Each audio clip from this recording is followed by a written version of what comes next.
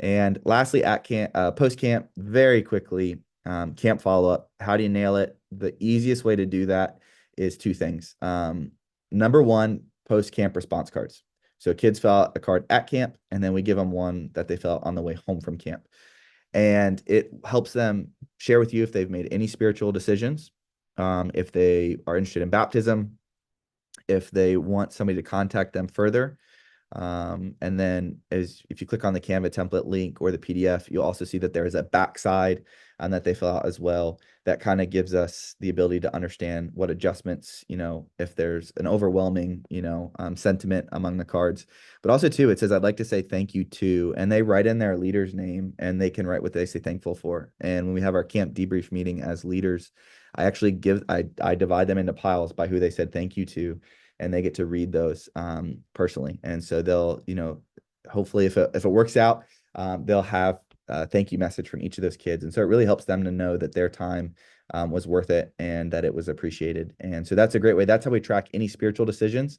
I get all of them and I go through them and I can see clearly, who made a first time decision for Christ, who kind of maybe had a rededication or a renewed commitment.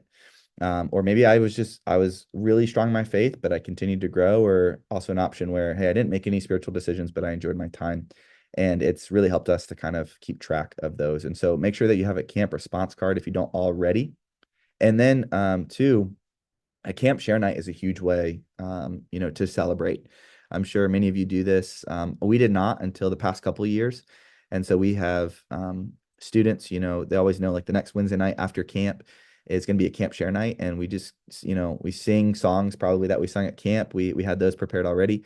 And then we just kind of do open mic with some boundaries of, hey, share what God did. And one thing that Keith does that we have not, but I want to start doing is they actually invite their entire church body to come. And it's a way for them to see what God did at camp. Also, if you had anybody who donated money for scholarships for camp, it's a great way to tell them to come because they can kind of, in anonymity, they can kind of see the impact that their donation had by what God did. And so there's some quick boundaries that we encourage on that, the ABCs of sharing, audible, brief, and Christ-centered. But you guys are all adults, so you can figure out what that looks like in your context. And then last thing we have, and then love to hear any specific questions you guys have. We'll stop the recording, but is a follow-up devotional or reading plan. And so you can do this. You can create your own. You can purchase physical copies, but one of the ways that we've done is through YouVersion, just finding a reading plan through the YouVersion Bible app and encouraging kids to have a follow-up reading plan. And so that way they already have a plan of how they're going to continue to spend time in God's word, even once they get home. And a lot of times we even have them start that the last day of camp. So that way it feels like they've already started it when they get home. It's not something that they have to start. It's like, hey, I've already started it, so now I'm just finishing it. And so it takes 21 days to build a habit.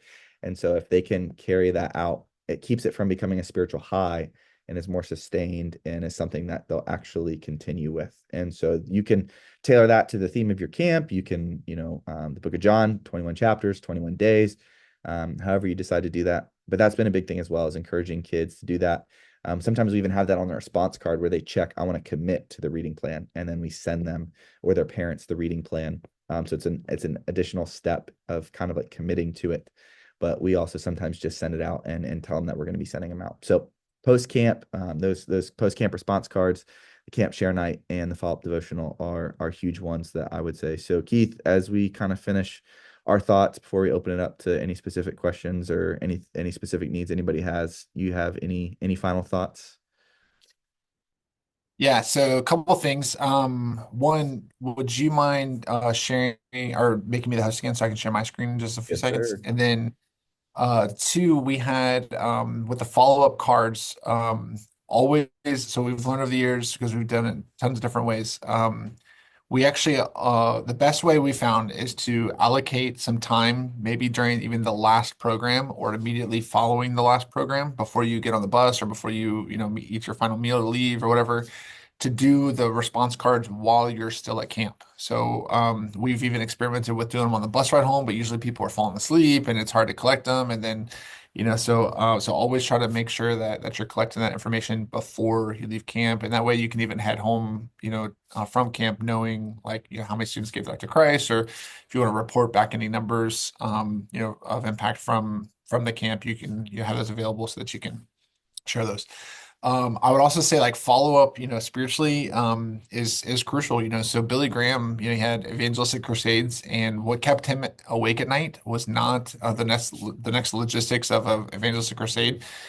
He lost a lot of sleep thinking about how many people came to Christ but weren't followed up with. And so he pleaded with the Lord and he prayed, and that's why he actually partnered with the Navigators and just Dawson Trotman, who led the Navigators. He actually asked him several times, and Dawson Trotman said no. Like his ministry is focused one-on-one. How is he going to follow up with thousands of people at the same time? And then Billy Graham, he replied back to him. He's like, "Well, everywhere I go in the world, I meet a navigator. So somehow it's working to multiply out." So the sooner you can get, even we have some new believer resources inside the community that you can take advantage of. Hand those to students that gave their life to Christ. Follow up with a phone call. Sometimes even there's some confusion around, like maybe they have on the response card that they gave their life to Christ, but then when you follow up with them, they're like, "What are you talking about?"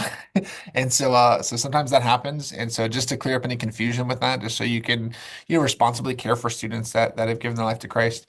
I know many of the people that have joined the call said that they usually join in with other churches or they go to a pre-planned camp.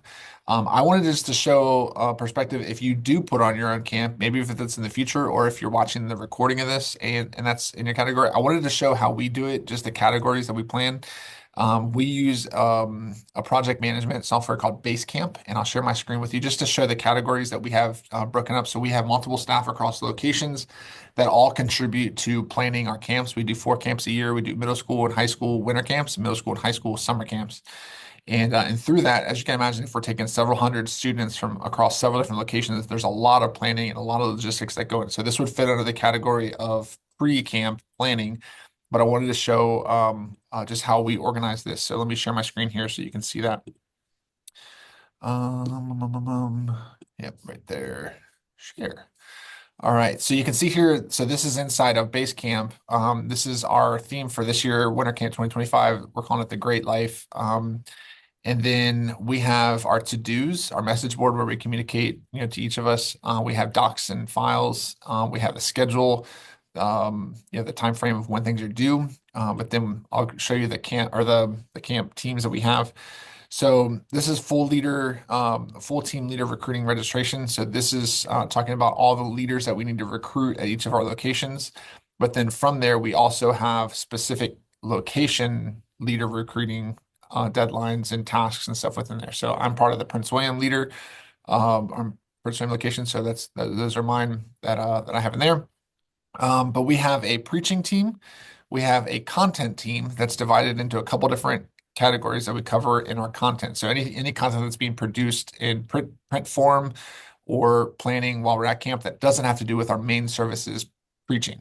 So for instance, we have our breakout sessions that we do, and then we also have location huddles. So we have meetings while we're at, or a meeting while we're at the camp with just our specific location. We have booklet and graphic, meaning like the student booklets that they receive when they come to camp that has like their notes and the schedule and the map of the camp, all that stuff. That's part of the content team as well. We have student follow-up, camp share night, like Ryan mentioned as well. And then we also write our own camp post-camp Devo coming out of camp. And we select, a specific topic that has to do with our theme that we chose for that year or that's particular camp. And then we also have leader training and follow up. So how do we actually onboard leaders that have never been to camp? What do they need to know? What do they need to be prepared for?